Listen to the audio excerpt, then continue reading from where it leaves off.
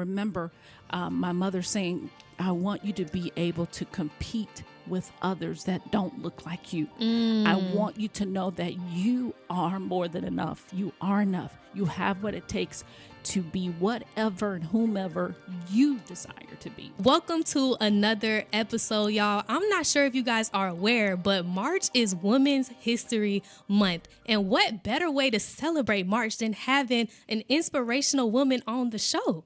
Okay, not just an inspirational woman, but a Black educated woman. And I emphasize on Black because last month was Black History Month, and I was supposed to have this individual on the show, but I dropped the ball, y'all. So now you guys are getting a 2-for-1 special.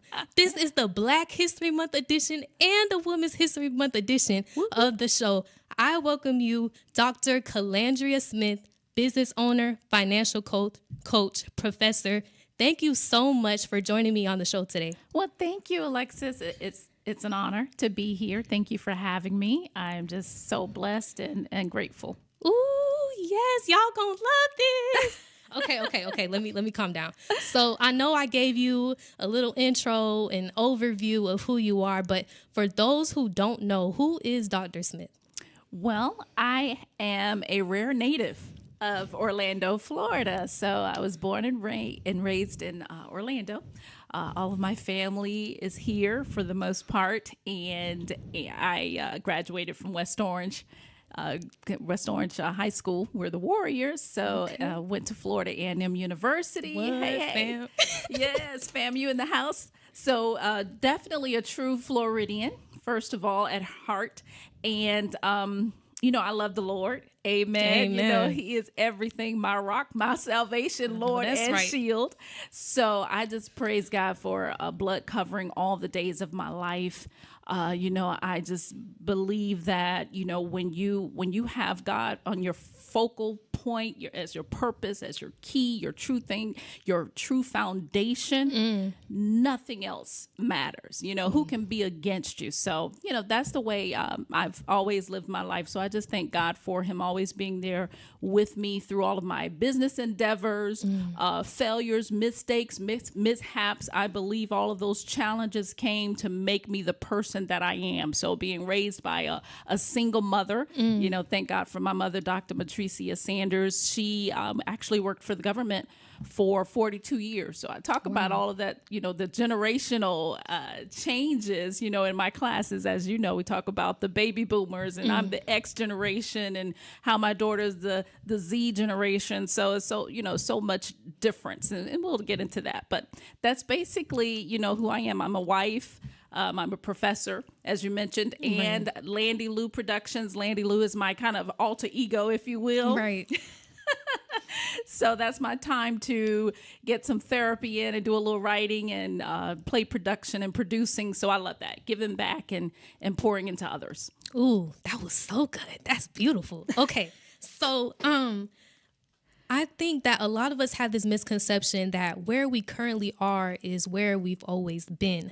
But a lot of times there has been like an event in our past that kind of changed the trajectory of our life and influenced who we are today. So can you bring us back to your childhood?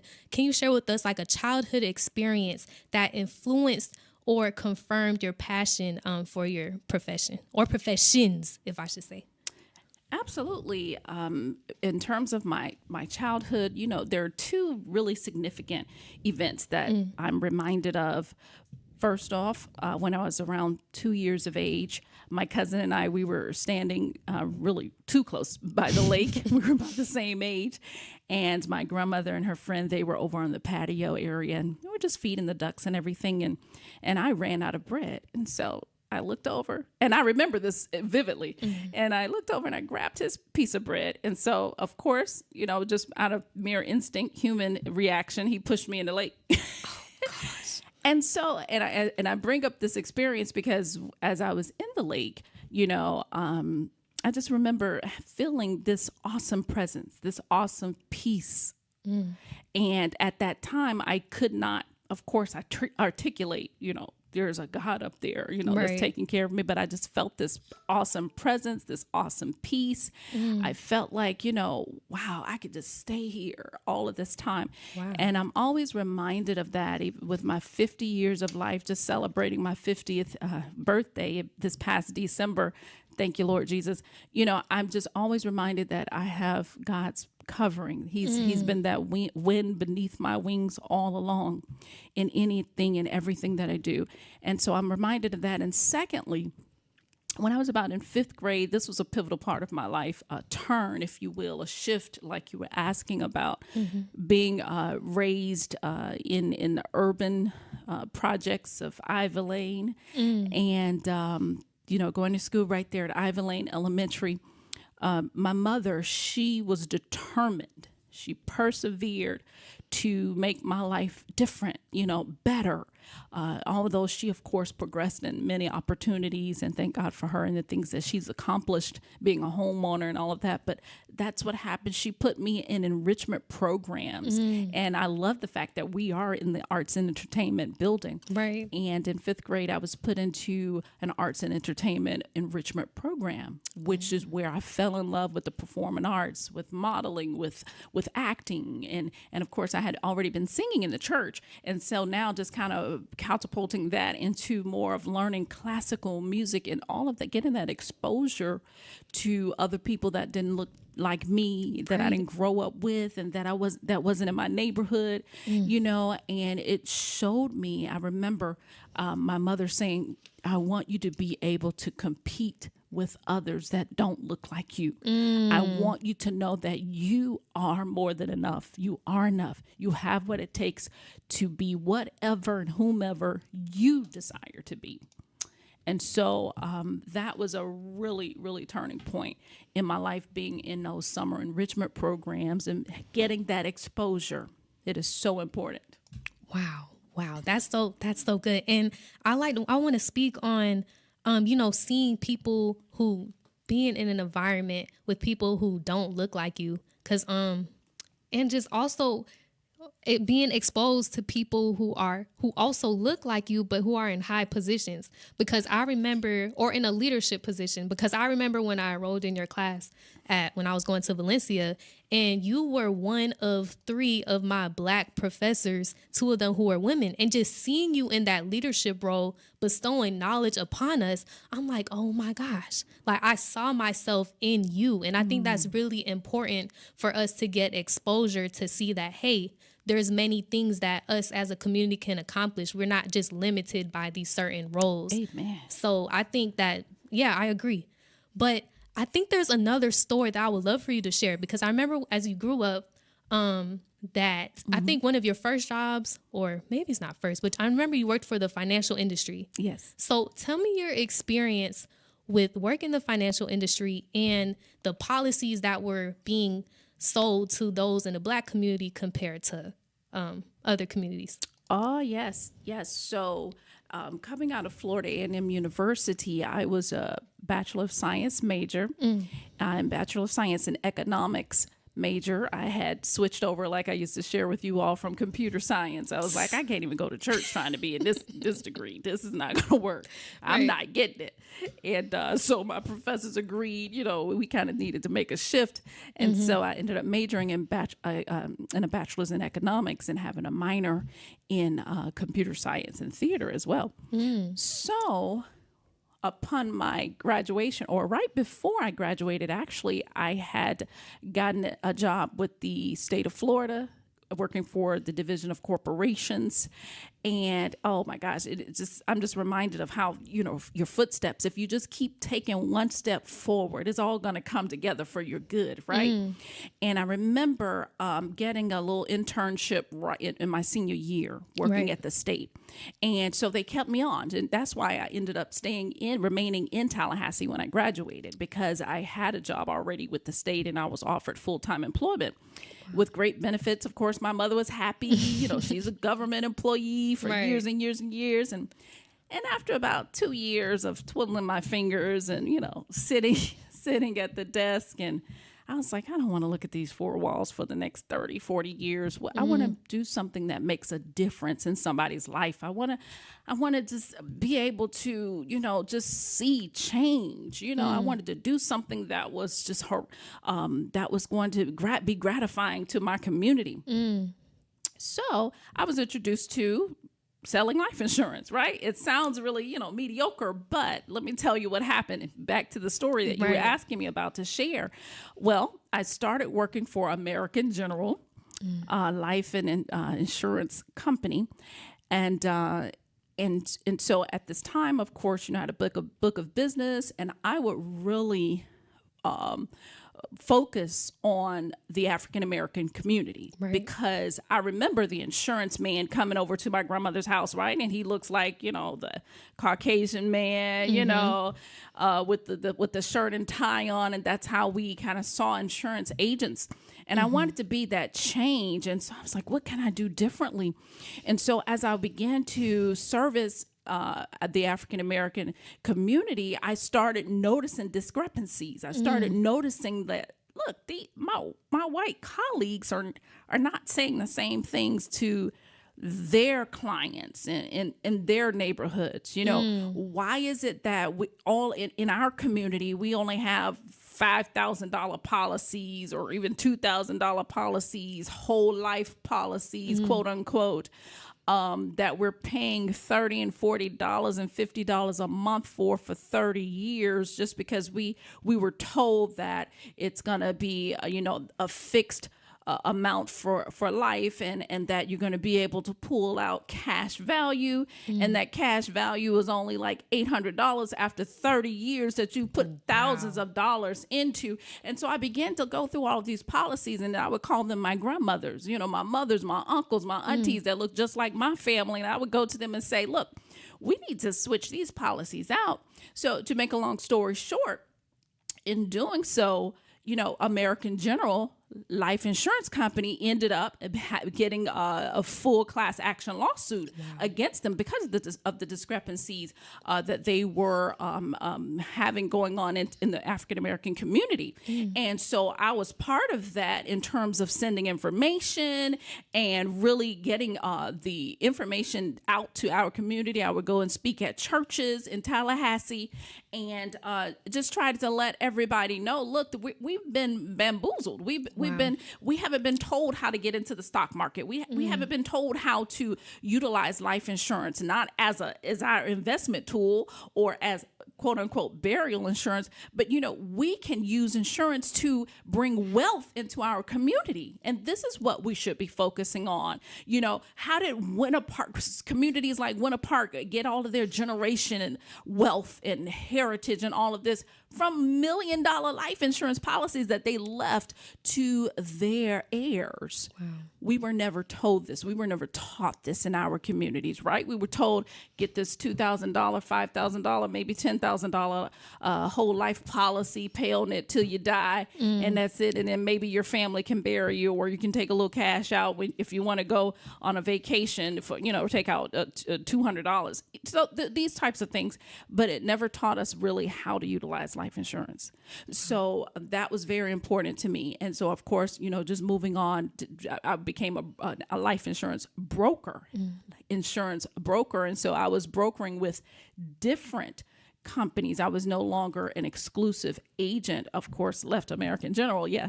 And then, and then of course, went on to broker the types of, work with the types of companies that I thought were more beneficial to what our needs were in our community.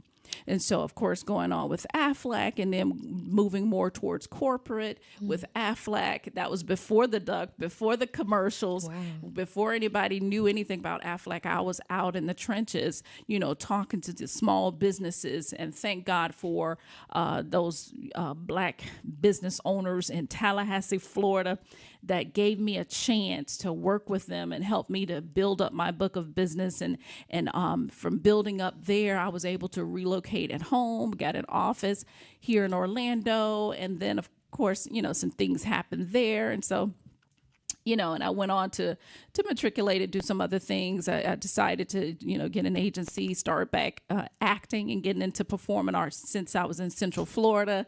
Started doing some commercials with Disney, just having a good time, and kind of gravitated away from the financial industry for a while.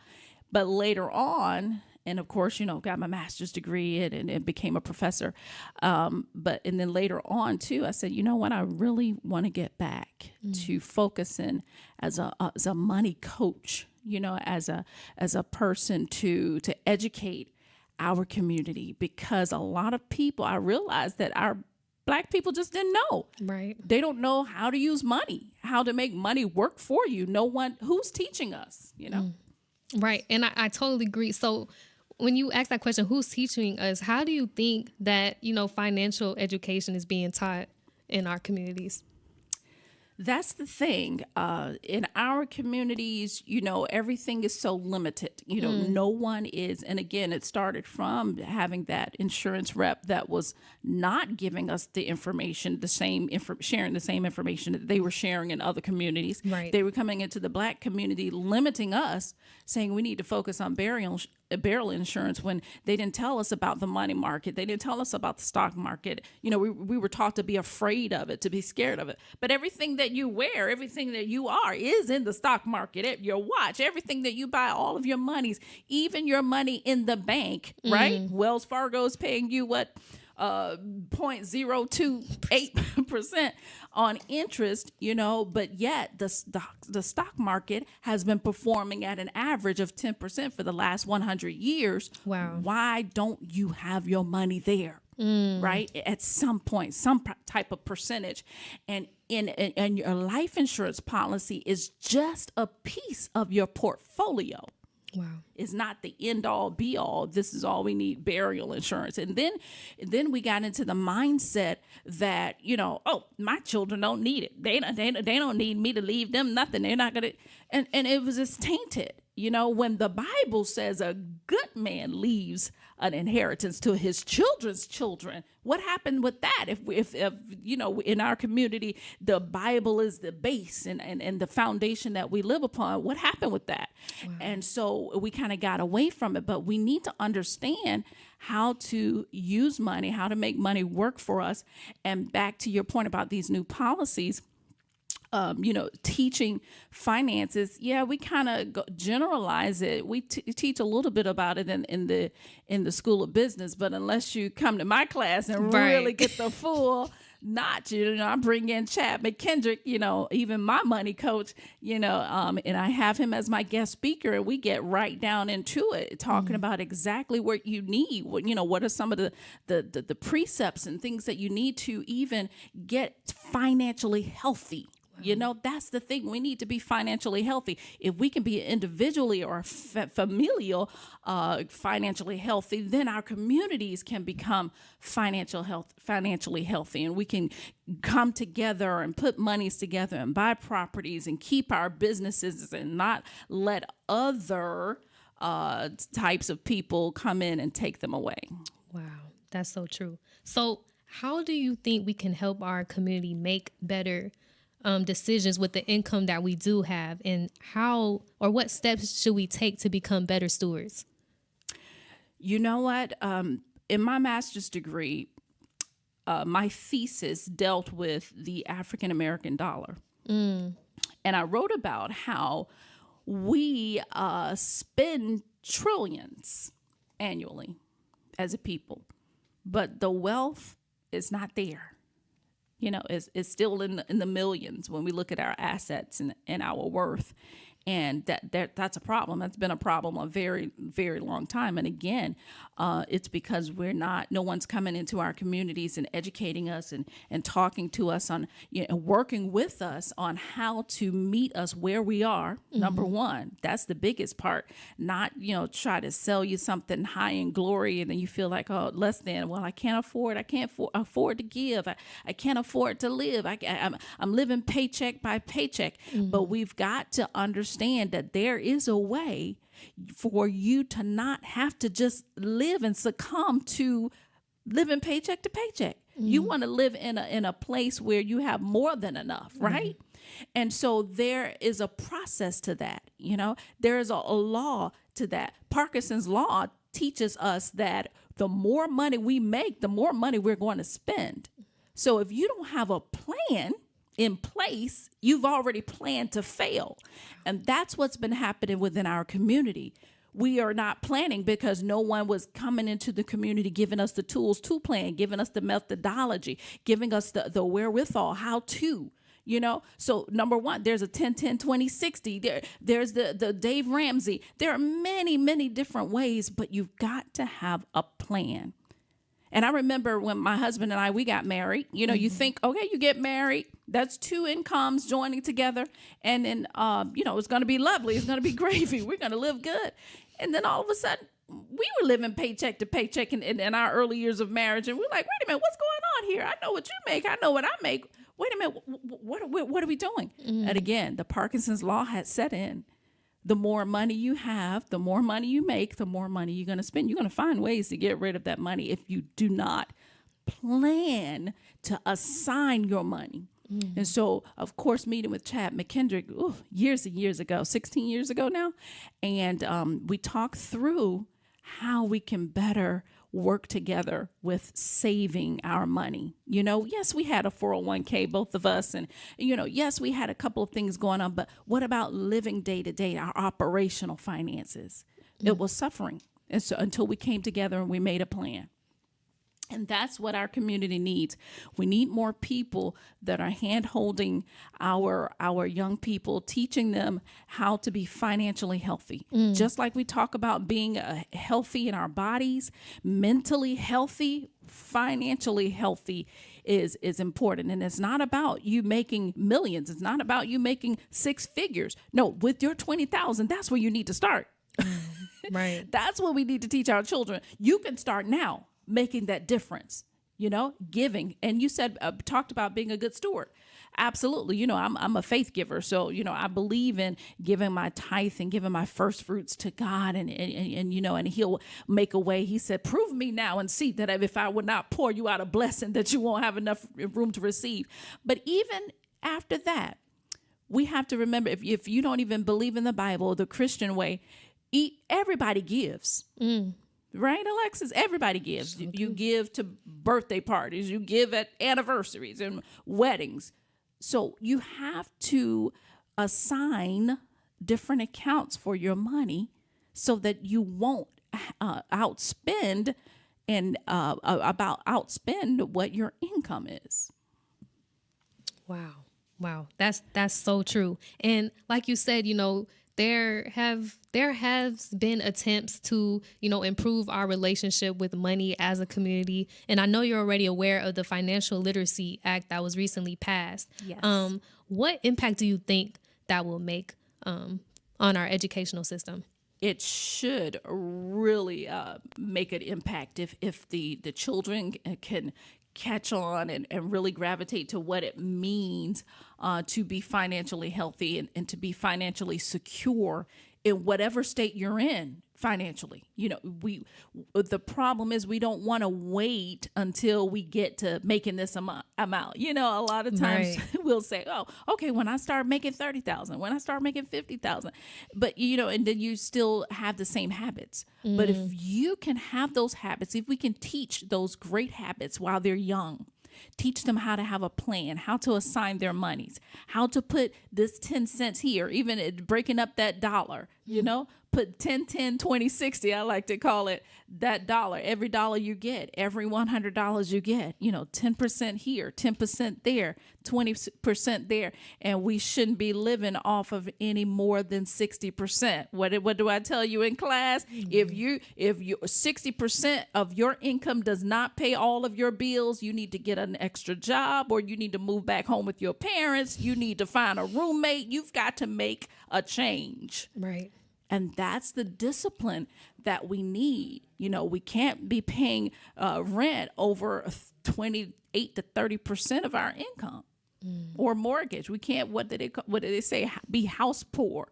All of our money is going into bills. And it's tax season, right? The first thing that people say, oh, when I get my taxes, I'm going to pay all my bills. No! You got to have a better plan than that. Because I've learned in my 50 years of life that just paying off my bills every time is not getting it. Right. I've got to make sure that I can put some percentages elsewhere, not just bills. Because guess what? Lexus don't need all the money. I do.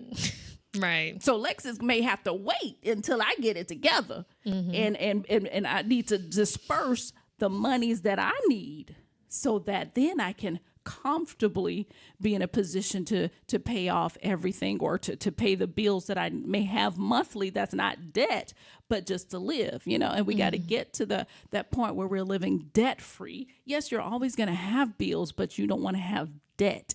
Right. So why go get that credit card and max it out? And it's only a $500 limit that you're maxing out. And now you're going to pay over a $500 credit card for the next 20 years. That's crazy, right? That's so true. Look, so I'm guessing that some of us might need to move back home if that's the case. Amen. Yeah. Do so whatever it takes. Assign your money. Get it right. Get a plan. Right. So would you say that we should depend on the educational system to teach our children about finances? No. And that's the thing. So we've got to find a way to really permeate in our community to get this information to them. First of all, the number one thing is how to utilize life insurance, when to start. Of course, the older you get, the more expensive life insurance is going to be. Right. So you need to start early, right?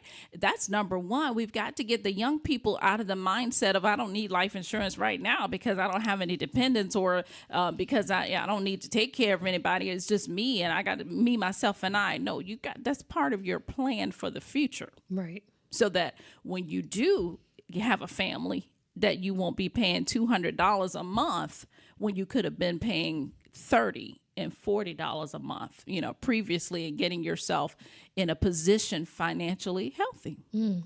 Yeah, and I agree because I have a personal story related to that because, my grandpa recently passed away and he lived we're not sad because he was a man of God, so we know he's in a better place. But Amen. He was all the way in Umatilla, right? Okay. So you could tell what type of insurance agents was reaching him, right? Yes. And they convinced him of getting this very small policy. So when he passed away, it wasn't even enough to cover his funeral. Right. So my mom, she had to chip in, and his other children had to come together and pay his funeral. And I think that's what's happening. We're getting we're not getting the correct education, and then we're, instead of leaving our children with wealth, we're leaving them with debt, and we're leaving them with expenses to pay. Right. And I think it has to stop. And as you said, we shouldn't depend on the educational system to teach our children. Education starts at home. That's right. So we're going to have to start having these conversations. Mm-hmm. And like you said, being a good steward. We have to teach our children how to be a good steward over their money. Remember, money can't save you until you save it. Yep.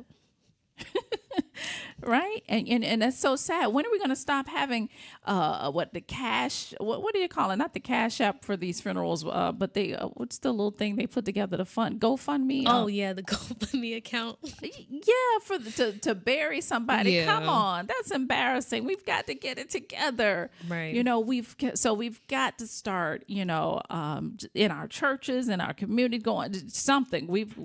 This is great. Alexis, a podcast. Hitting some of these social media outlets, but we've got to start somewhere of answering these challenging questions. What are you doing with your money? And people don't even want to answer you sometimes when you ask them, do you understand exactly what being financially healthy means? Right. And it's sad that a lot of people in our community, they just do not. And we as a people need to start unifying more. Black business owners, there are a lot of them in Central Florida. Where are they? Where are you at? Make some noise. Let's educate. Let's give back. Let's pour into. Right. We've got to have some events at all of these. We have all of these platforms, but we're wasting it with trash, nonsense. twerking. What are we doing? We need to be talking about finances. We can sing and dance. We've been able to sing and dance for quite some time, for centuries, right? We got that down. But we need to talk about how we can better educate our children so that they're getting scholarships. Why am I teaching as a professor? I see it. Those that are dual enrolled are not African Americans. Okay. Where are they? People, start educating your children. They should be passing the PERT exam in 9th grade. Mm-hmm. And then you have seniors that can't even pass it to get a dual enrollment course, 1 or 2, These are things that I think, the education system has failed our community on somewhere. I don't know if it's because we're not ensuring that at home. And really delving into that at home. But, and like you said, or was it a friend of yours that said, my parents don't even know this, some of the things that I was talking about, So, yeah, it's important. Oh man, this is so good. But let's segue. So, because you wear many hats, so you're not just a financial coach, and I know you guys can hear this lady. Woo, it's so good. But you're not just a financial coach. You're also a business owner, right? And you were talking about the importance of business ownership in our community and giving back. So, what role does entrepreneurship play in building wealth in our communities? That's a very, very good question, because sometimes, as small business owners, we're so inundated with the everyday affairs, just kind of the same mundane thing, whatever it has to be done, the payroll and everything is rolling. You're trying to stay afloat. You're trying to get new vehicles or whatever, right. Your business may cause for, but we've got to set aside, we've got to allocate time, just like we allocate for our finances. We've got to allocate time to say, hey, as a business owner, where can I fit in? Where can I be more involved? And also my husband and I, we own the Golden Touch of Central Florida, and we also have a nonprofit, Golden Services Foundation. And within the Golden Services Foundation, we have the ADT program for mental health clients that come to the Adult Day Training Center that are developmental and intellectually disabled. And we have vocational rehab, and then we have the Landy Lou Productions. So all of that falls up under and Raw Ministries, Real Anointed Women, up under the nonprofit umbrella. But when I was looking for funding, I was told, look, you're not going to get these big sponsorships if people don't know you. So, I'm calling out to business owners. You've got to be known. You can't just be, sitting back and kind of doing your own thing and making your own money. But it's something that I teach in the introduction to business class. Be the invisible hand. I don't know if you remember that, Alexis. Right. But be the invisible hand. The invisible hand means, yes, you have the opportunity to have your own business so that you can make money and do whatever you want to. But at the same time, you're that invisible hand that should be building the economy. Right? It's a blessing to me when I'm able to write checks. It's a blessing to me every payroll when I'm able to pour into somebody else's household that is building up to buy their own home or to have that beautiful wedding that they've always wanted. That's a blessing. And that's the invisible hand, quote unquote, that we as business owners have to remember that we have. We have that corporate social responsibility to our employees, to our clients, to our customers, to our community, for sustainability, for just doing things the right way. Right? And so that's what we have to remember. We've got to be known. We've got to take out time to let people know in our communities who we are. And we're in the city of Groveland. So when we first started, I used to just, me and the clients, it was really just me and the clients in the beginning. And we just walk down the street and go and knock on doors and businesses and say, hey, Cricket Wireless, we're here. I said, let us know if you need some of our clients to come and volunteer for an hour, what have you. We go to the local church. And now, 4 years later, we actually volunteer every week at the Big Baptist Church, so our clients, they're part of putting the bags together and getting all the the food for those that need it in the community. And when it's a line of cars that's coming, they're the ones in the background that are helping and being out and just understanding that it's more than just you making a dime, but it's about being that invisible hand wherever you can to put some skin into the game in the community. Right. Because I think that's so important, because sometimes people get into business solely because they just don't want nobody telling them what to do. They want to be their own boss. But I think you really grow when you make that transition from being your own boss to, man, I want to make a difference. I want to make an impact in my community.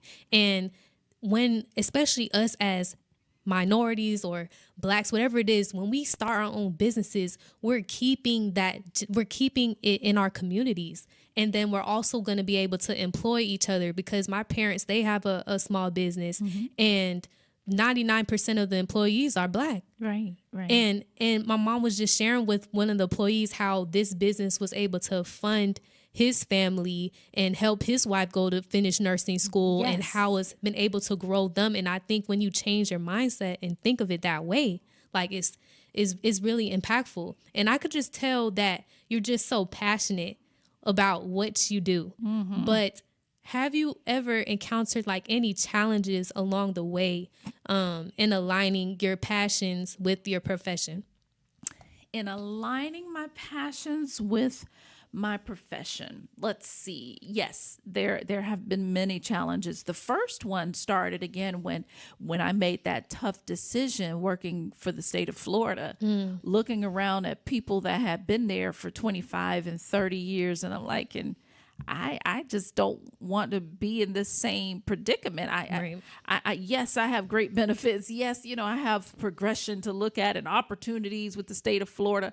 But I decided that I'd rather go and start afresh, with no benefits as an independent insurance agent that has to build up from the ground, from scratch, and find my own insurance, health insurance and all of that. I'd rather do that than to feel like I'm not giving back, or than to, and don't get me wrong, state jobs and governmental jobs, they're fantastic. They're great. It just wasn't for me. For me, I needed another outlet. I needed a situation where, I could have that fulfillment, that sense of fulfillment. So when we talk about passion and purpose, I knew I always wanted to be a professor. That's number one. And I knew I always wanted to be in the entertainment business, number two. Not necessarily always singing, but I love the acting part of it. So I toggle between, of course, singing and acting and all of that now.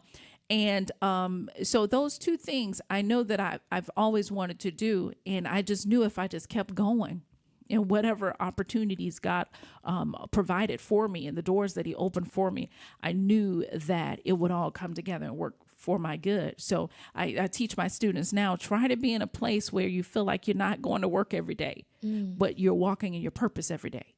And that's how I feel. So I every day I'm fulfilled. If I'm teaching in the classroom, I love it, every bit of it. And we could tell. Standing flat-footed, 4 classes straight, and I'm energized with my coffee and I'm ready to rock and roll, right? Right. Because I just want to be able to do my part and at the same time enjoy living a life that God has purposed and predestined me for here on earth. And there are so many people, even at my age, that don't even know their purpose or that still don't know why they're here. I know that I'm here to inspire. I know that I'm here to motivate. I know that I'm here to be able to, help someone reach one, teach one. And that is so important for me in whatever I'm doing, even with the production side of things. And the choirs get mad at me when I'm trying to, push them to go harder, or the singers, and it's not because I'm being mean or trying to be hard. It's because I want you to be better. I know you can. Try to pull the potential out everyone, just like those students that come into my class and they think that they can't stand in front of the class and talk and speak in front of everybody. Yeah, you're going to. You will. And you're going to do it excellently. Right. Your time will come. No, yeah, I agree. Because I think it's just something that happens when you have a passionate professor. Like, that's when I knew. I was like, man, I want to be in business because, I grew up, my parents were business owners, yada, yada, yada. But when I was in your class and just seeing the excitement and just the passion, I was like, wow. And yeah, just living a life where you're passionate about who you are and what you do, because I don't know if it's like culturally or what it is, but we're so just focused on and fixated on just making money, right? That we will be miserable if we could just have a good paycheck. But you're just a testament that you could do both. Like, you could be successful and you could be passionate. It doesn't have to be either or. And speaking of passion, I know you're passionate about theater and production. So what inspired you to start your own production company? You know what? I definitely have to, give a shout out to my aunt, Bishop Carolyn H. Glenn. She's the first female pastor in the Central Florida area, in Orlando, I guess, to build a church from the ground up. But as a young girl, she's always, pushed me to sing, to lead the choirs, or, to say that Easter speech like none other, right? Yeah. But then also, too, as I got older and I came back, remember I said I moved back home. When I moved back home, I became a member of her church. And she hadn't opened her church until actually the year that I went off to college. So mind you, I hadn't been under her since she, was a pastor until I moved back home. And so, we would be doing all the Easter productions and the Christmas plays and all of that. And after this one Christmas production, she said, Calandria, why don't you meet with the board of directors and myself, and let's talk about, we wanted to build a new church, a new sanctuary. Let's talk about a big building fund, where you take, one of your plays, they're so good, that we do for all of the different holidays, but once you do it on a greater scale, and I have been traveling by this time, I have been traveling with other productions. I met Lolita Snipes. Actually, I was doing my first recording at National Tabernacle, and I had my live concert. And so I didn't know Lolita Snipes was sitting in the audience. Someone had invited her, and she was from Atlanta and had worked with Tyler Perry and all of them. But this is way before, he was Medea, right? Mm-hmm. And so, but yeah, that Monday morning after that Saturday Night Live recording, she called me. She had gotten my number from one of my girlfriends, and she said, "Hey, how would you like to travel on a gospel stage play? I have an excellent part I think that you would work for." And so I was like, "Oh my goodness, yes!" I hadn't acted on stage in a while. It had been years, and I just kind of took forward, and that's when I started traveling with Good God Almighty. And I say all of that full circle. I'm back to my aunt's church, and I'm serving, and I'm doing what I need to. And she said, "Let's do it. The church will sponsor. You tell us, what you need." And so I made the play on a grander scale, and we had my first production call. I've got something to praise God for over at what was the theater called in Kissimmee. I can't think of it now, but right down from Gatorland. And it was a 2,200 seater, and it was almost sold out. And so that was when I figured, wow, maybe I can do this on my own. And so after we did that for the building fund, I gave, of course, 100% went to the church for the building fund. And then after that, I said, you know what, I'm going to incorporate. I told my aunt, I'm going to incorporate my own productions company. I'm going to start doing it. And that's how that was birthed. Wow. That's beautiful. And the name of your production that you have is Landy Lou, right? Landy Lou Productions. Yes. So I know that you're having, I think, is it a play coming up? It's a play coming up. This episode is brought to you by no other than Landy Lou Production. Be awakened this summer by their newest play, I've Been Sleeping on Me, but now I'm woke. Stay updated for ticket release dates by following my podcast page. More information will be found in the show description. Now, let's get back to the show. But now I have my new show coming out, hopefully by the end of the summer. And it's entitled, I've Been Sleeping on Me, but Now I'm Woke. Okay. And so it's a conglomerate of things going on that, just some of the things that we've talked about today that go on in our very life. I've been sleeping on me in my business and in my growth and in my development of myself. I haven't been betting on me. I've been betting on everybody else. I've been betting on Nike and on all these, but I haven't bet on me. I've been sleeping on me. Ooh, that's good. And so we have to remember that we've got to invest in ourselves and bring out that authenticity that God has designed you to be. I used to, try to, when I first started ministry, and I'm sure some ministers could probably, attest to this. You start thinking about, what kind of preacher am I? What kind of actress am I? What kind of singer? Who do I sound like? And I had to get to a point where I don't want to be like nobody. I don't want to be like Juanita Bynum and whomever. I want to be Dr. Calandria Smith. Okay. And I said, God, I'm going to just really delve into whom you've made me to be. And if that's different, I'm so sorry, everybody. Yes, it should be different, but that's what makes me me. If you don't like everything I do or agree with everything that I say, that's okay. It's me. I've been sleeping on myself, and now what? I'm woke. And so I'm writing this to empower us. We as a community, we've been sleeping on ourselves. When are you going to wake up? And give back to your community, build it up, and not just let everybody come in and take it. Ooh, that's good. Y'all heard it. So when is the play happening? When we gotta? So I haven't set a date yet, but okay. I will come back and definitely let you know. All right, and when she lets me know, I'm gonna let y'all know. Yes. Okay, I got y'all. So, I know that you have the play, but what other future goals or aspirations do you have for your production company?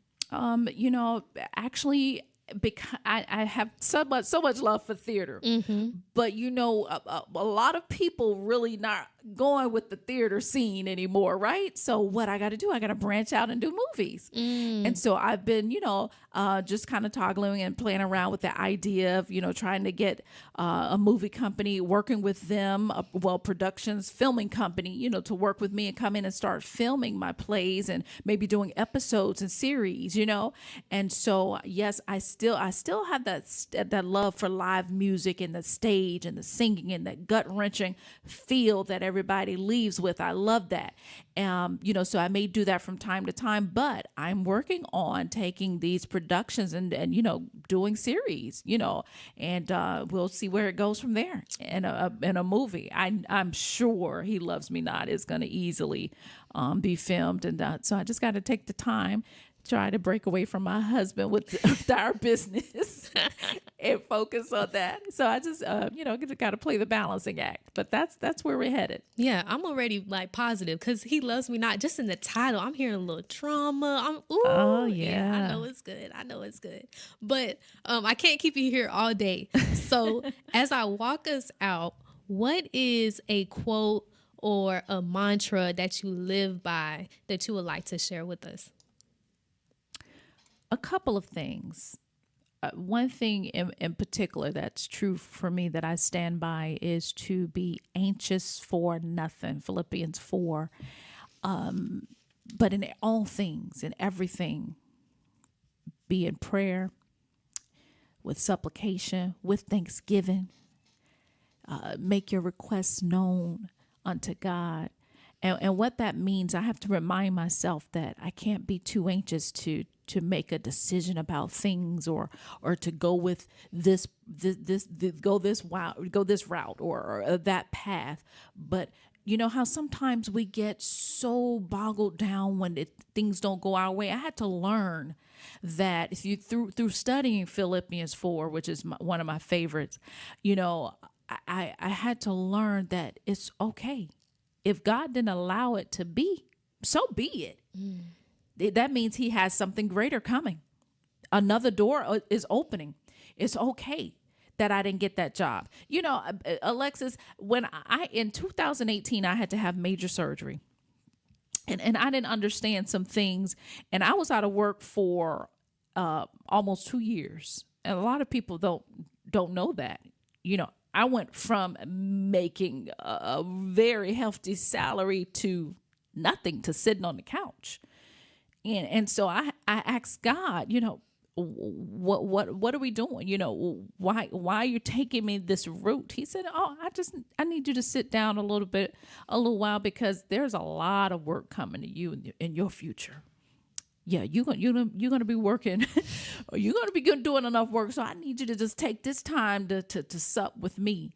And during that time, and Alexis, I applied to so many jobs. You know, I was going to move and relocate. You know, I was applying for provost positions at different universities, all in different cities and states and everything, while I was home for that year recuperating. You know, I was thinking, okay, you know, because I'm not with Valencia right now, and and I was going to do this and that. And I applied and applied and applied and applied and I applied and I applied and I applied. Nothing. And so I said, yeah, I just heard something in my spirit, you know, the Holy Spirit saying, don't apply for another job. You don't have to. I'll lead you. I'll guide you. You haven't missed anything. And so that's why I live by that. That's my mantra. Be anxious for nothing. God's got it. As long as you're praying, as long as you are moving forward without fear, because God has not given us the spirit of fear, but of what? Power, love, and of a sound mind. Keep your sound mind. Stay focused. And God is going to lead you. You're not missing it. You're not missing him. You know, some people feel like, oh, maybe I missed God. And I've said that, and I've asked people, you know, did I miss something? No, you haven't missed anything. It's just in God's timing. So you stay in right standing with God, and you walk in his will and his way, and he's going to make a way out of no way, as long as we keep our eye on him, just like he told Peter. When Peter was walking on water, but because he took his eyes off of God, he started to sink. As long as we keep our eyes on him, we win. The fight is fixed. The Bible has already told us that we win. So that's one of my mantras. And the last one, always be willing to learn. There is no one that I cannot learn from. You know, always, I don't care how young, how old, how, you know, mean-spirited, whatever. I'm always willing to learn something new. I'm always willing to pick up another book. When you get to a point where somebody can't tell you anything, or you think you know it all, or you don't need to read another book, or you don't need to study the scriptures, you know, when you get to that point, you've lost it. Right? And so I live by always be willing to learn, always be willing to listen. There's always more that you need to know until you leave this earth. And so that's it. You know? So true. Well, I'm not going to say any more. You guys heard it. Thank you so much again for joining me. And you guys, of course. And if you guys haven't already done so, be sure to follow my podcast page. I'm on Spotify. I'm on Instagram, YouTube, you name it. I'll leave the link in bio. And also, if anyone is interested in hearing from you, where can they follow you? Well, you know what? That's where I need to, my challenge is I need to make sure I have all my Instagram Yeah, you got to get pages with and the all times, of that. man. Yeah, nah, I'm on Facebook, but Landy Lou Productions, we are on Instagram. I think it's at Landy Lou Product. For Instagram and Twitter, I gotta get with the Alexis. You gotta help me with the marketing part of it. I got you. And the social media, because Facebook is not gonna get. I'm ashamed. And I teach marketing. I got to get it together. Where is my team? Come on. Okay, but Come don't on, worry. millennials. I need help. Don't worry, we got you. I'm gonna leave it down in the bio, but you guys enjoy the rest of your weekend and your spring break. Yes, absolutely. Thank you for having me. Of course.